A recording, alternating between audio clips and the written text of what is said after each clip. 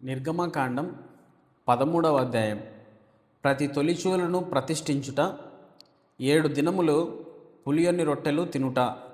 నిర్గమకాండం 13వ అధ్యాయం. మరియు యెహోవా మోషేతో ఇలాగు సెలవిచ్చెను, ఇశ్రాయేలీలో మనుషుల యొక్కయు పశువుల యొక్కయు ప్రథమ సంతతి అనగా ప్రతి తొలిచూలు పిల్లను నాకు ప్రతిష్ఠించుము, అది నాదని చెప్పెను. మోషే ప్రజలతో ఇట్లనెను, మీరు దాసగృహమైన ఐగుప్తు నుండి బయలుదేరి వచ్చిన దినమును జ్ఞాపకం చేసుకొనుడి. యెహోవా తన బాహుబలము చేత దానిలో నుండి మిమ్మను బయటికి రప్పించను. పులిసినదేదియు తినవద్దు. అబీబను నెలలో ఈ దినమందే మీరు బయలుదేరి వచ్చితిరి కదా. యెహోవా నీకిచ్చేదనని నీ పితరులతో ప్రమాణము చేసినట్లు కనానీయులకు, హిత్తీయులకు, అమోరీయులకు, హివ్వీయులకు, యెబూసీయులకు నివాస స్థానమై ఉండు పాలు తేనెలో ప్రవహించు దేశమునకు నేను రప్పించిన తర్వాత నీవు ఈ ఆచారమును ఈ నెలలోనే జరుపుకొనవలను. 7 దినములు నీవు పులియని రొట్టెలను తినవలను. 7వ దినమున యెహోవాకు పండుగ ఆచరింపవలను. పులియని వాటిని 7 దినములు తినవలను. పులిసినదేదియో నీ యొద్ద కనపడకూడదు. నీ ప్రాంతములన్నిటిలోనూ పొంగినదేదియో నీ యొద్ద కనపడకూడదు. మరియు ఆ దినమున నీవు నేను ఐగుప్తులో నుండి వచ్చినప్పుడు యెహోవా నాకు చేసిన దాని నిమిత్తము పొంగని రొట్టెలను తినుచున్నానని నీ కుమారునికి తెలియజెప్పవలను.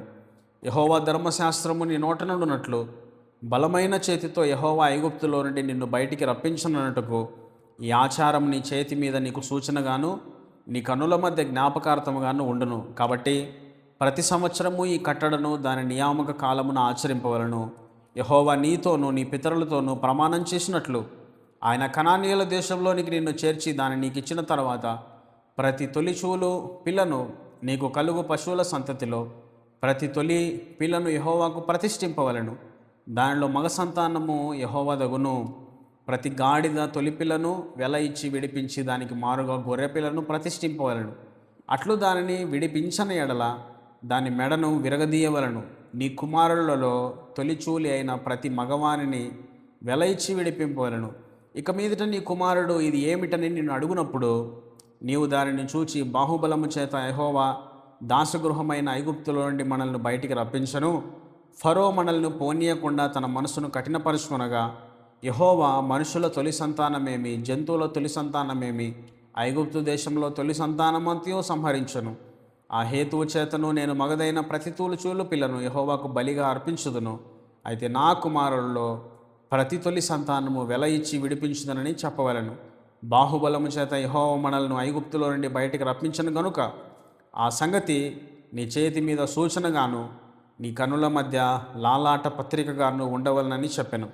మరియు ఫరో ప్రజలను పోనీయగా దేవుడు ఈ ప్రజలు యుద్ధము చూసినప్పుడు వారు పశ్చాత్తాపడి ఐగుప్తునకు తిరుగుదురేమో అనుకొని ఫిలిష్తీయుల దేశము సమీపమైనను ఆ మార్గమున వారిని నడిపింపలేదు. అయితే దేవుడు ప్రజలను చుట్టూదారియగు ఎర్ర సముద్రము అరణ్యపు మార్గమున నడిపించను. ఇశ్రాయేలీయులు యుద్ధ సన్నద్ధులై ఐగుప్తులో నుండి వచ్చిరి. మరియు మోషే యోసేపు ఎముకలను తీసుకుని వచ్చను. అతడు దేవుడు నిశ్చయముగా దర్శనమిచ్చును. అప్పుడు మీరు నా ఎముకలను ఇక్కడ నుండి తీసుకొని పోవాలని ఇశ్రాయేలు చేత రూఢిగా ప్రమాణము చేయించుకొని ఉండెను. వారు సుక్కోతు నుండి ప్రయాణమైపోయి అరణ్యము దగ్గరనున్న ఏతాములో దిగిరి. వారు పగలు రాత్రియు ప్రయాణము చేయనట్లుగా యెహోవా త్రోవలో వారిని నడిపించుటకై పగటివేళ మేఘస్తంభములోను వారికి వెలుగుచ్చుటకు రాత్రివేళ అగ్నిస్తంభంలోనూ ఉండి వారికి ముందుగా నడుచుచూ వచ్చను. ఆయన పగటివేళ మేఘస్తంభమునైనను రాత్రివేళ అగ్నిస్తంభమునైనను ప్రజల ఎదుట నుండి తొలగించలేదు. నిర్గమకాండం 13వ అధ్యాయము. ప్రథమ సంతతి ప్రతిష్ట, ఎర్ర సముద్రాన్ని దాటడం. Thank you for watching.